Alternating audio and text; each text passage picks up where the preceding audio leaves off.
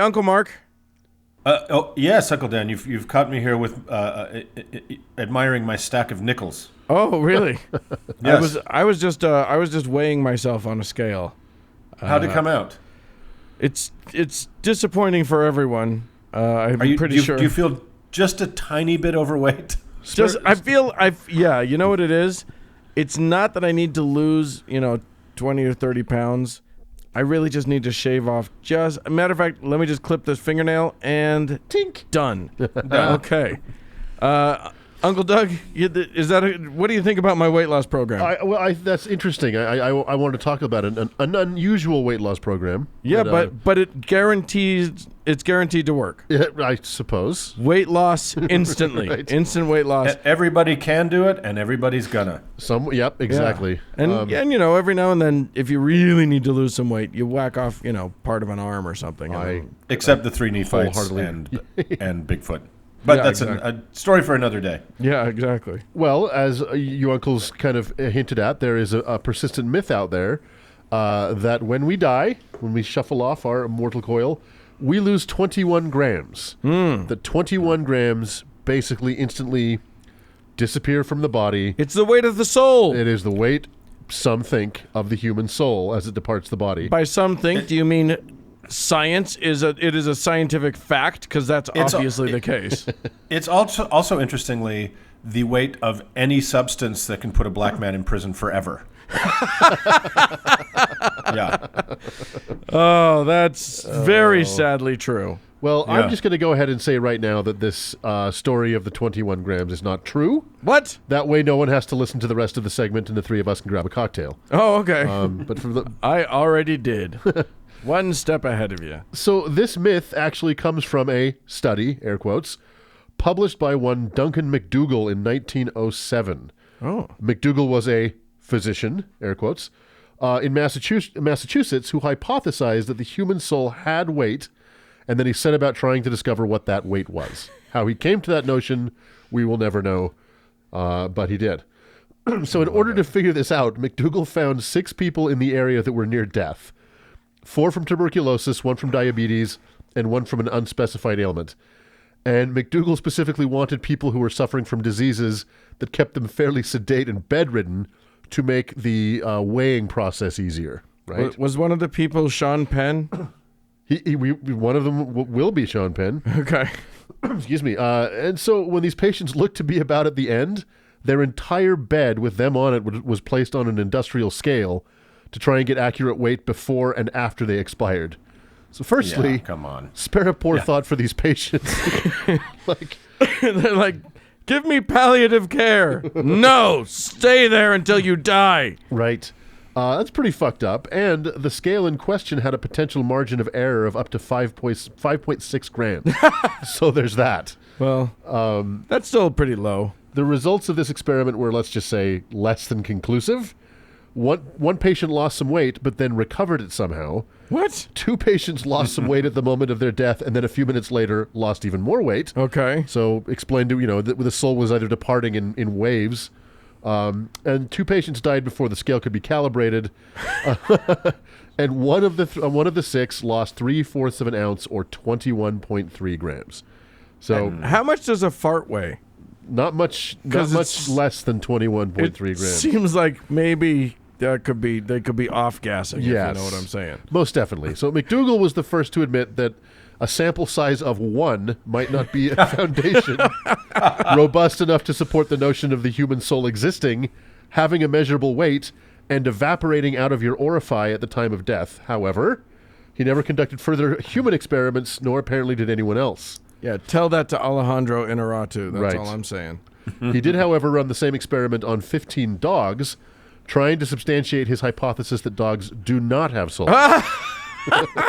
Now, however... This guy, see, where this guy really should have ended up is on a watch list. This is serial killer shit. Real dumb stuff. Well, just wait.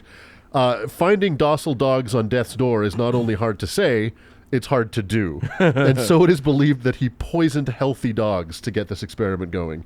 Well, yeah, that's how you got to do it. Right. And wouldn't you know it, dogs don't have souls, much like McDougall himself, apparently. Yet, they all go to heaven. It's a loophole. Right. Now, if there's any validity to this experiment at all, which is dubious, there are several possible explanations for why a deceased body might actually lose some weight. As we'll discuss, 21.3 grams is not a lot. And when the human body dies, for example, there is a spike in temperature as the lungs are no longer cooling the blood, and so sometimes a recently dead person will perspire slightly, which evaporates. Oh, interesting. Yeah. You actually get a little bit warmer for a minute? Just for a minute, because your blood is no longer being cooled. The lungs are constantly cooling your blood. Oh, I got to remember you that. know what? That's a fantastic parlor trick. This is good because I look better with just a little bit of a glinty glow. I know. And so so at least I'll look good when I die. And Like when you were pregnant. Oh, Exactly. didn't I just glow? You were just glowing. Luminous. So this explanation could not only explain a tiny weight loss in a cadaver, but could also explain why it didn't happen in dogs, because dogs don't have sweat glands. Oh, So, interesting. Okay. I mean, it's pretty silly. It's backfill, and more than likely, this is just complete bullshit. right. So as I was saying, 21.3 grams is a very small amount of anything. It's 1/17 of a can of Coke, barely enough to wet your mouth. So, unsurprisingly, McDougall's experiment was met with at best skepticism and at worst derision. Yeah. One key point is that the exact moment of death is kind of a moving target, as some systems shut down before someone is considered dead and some do so after. Sorry, I was just going to say, too. So I'm just circling back. They would pick up the person in their bed, haul them down to the loading dock, and put them on the truck scale. Right. Like, it's not under controlled circumstances, so you don't know when the last time they urinated was, if they have urine in their bladder, what they've had to eat, when they excreted last. Yep. Like, there could not have been those controls with this obviously drunk Scottish person. Yeah. So there's, a full bladder is way more than 21 grams. Precisely. Well, but Exactly. now, mind Testify to you, that. if they had peed, it would have stayed on the scale, so that would have that would Right, have been a but wash. That's true. But I like the idea that these people, I don't know. It's all just stupid. Bearing in mind, in 1907, we knew a lot less about this process than we know now. So determining the exact moment that this mortal coil Podcasting? determining the exact moment that this mortal coil is actually shuffled is anyone's guess. Yeah. This That's, matters- I mean, that was a big problem back then Right. too. Like, when are people dead? Right. Because that was the whole reason that Mary Shelley wrote Frankenstein, was because there was this question of when is Right. someone dead. Exactly. That's why they hit the Pope on the head with a hammer. Well, and to your point, Uncle Mark, It's true. This matters, of course, because if a patient were to say urinate or defecate or something like that at the moment of death, one could mistake a half a cup of cadaverous wee-wee for an immortal soul. So That's about what my soul's worth. Well, one of those is real. at the time of his death in 1920, McDougall was apparently trying to find a way to photograph departing souls, which he never did because, bullshit. Well, I don't know. I think you just didn't have the photographic tools that we have now. I think someone should get on that. Your Photoshop, is that what you're talking about? Yes, that's what I'm talking about. The myth that we lose 21 grams as our soul departs our body has found traction in popular culture and is actually somewhat widely believed. A lot of people I talked to in this last week, I just asked, have you heard of this 21 grams? Everyone I asked had. No Wow. one I knew believed it, but everyone had heard it. Huh.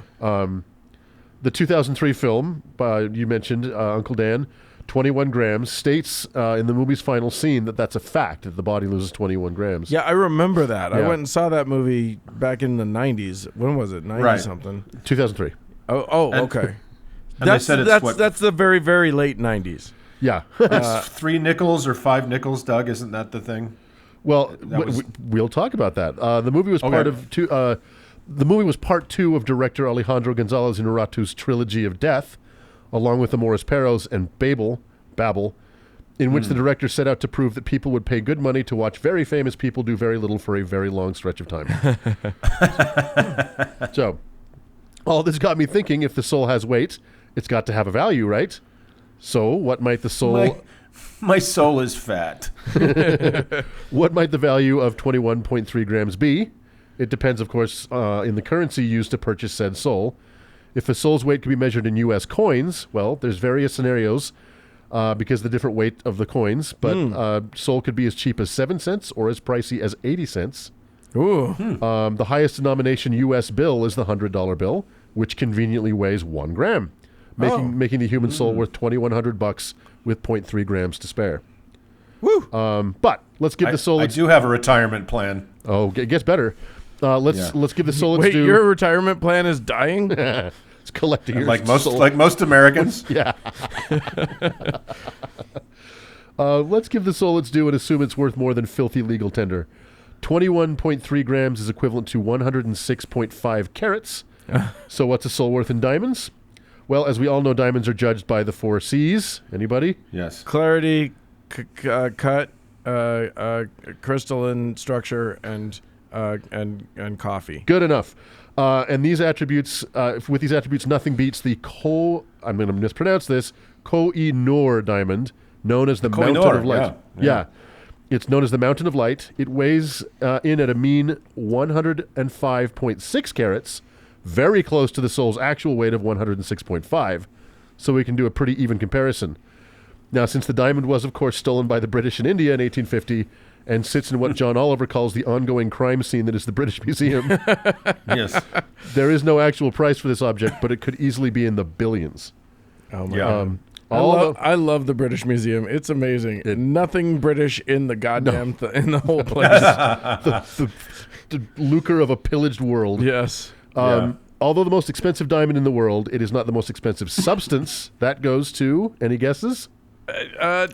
Truffle oil. Printer ink. Antimatter. Oh, okay. Antimatter, Printer ink. It's true.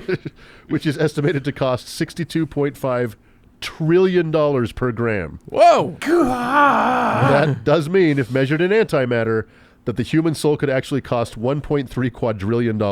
And it may be made of antimatter. We don't know. Right? And if you can find a devil that is willing to pay for that crappy soul, that amount of money, I recommend taking that deal. Where do I get in on this exciting new the antimatter futures? Right. What the Yeah. fuck? Well, and all of this is assuming that every human soul weighs exactly the same, and that every human soul is of equal value, which I don't believe. Yeah. And that, humans have souls. Also don't believe. Right. Uncles, just once again, it turns out that some people will believe very stupid things if someone else says them out loud. Well, yeah. Well, in fairness, somebody did weigh a thing.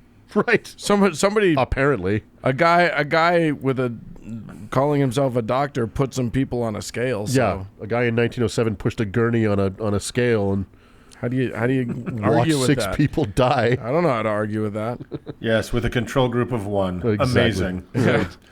So there you go. It's there funny. it is. I've actually been. It's funny. I've had in the back of my mind that's something we ought to talk about. So I'm glad you brought that up because I've just I got to spend the time to read this thing, but I haven't done it yet. So I'm glad you did the work for me. You're welcome. Hooray for As usual. for that, and let's move on.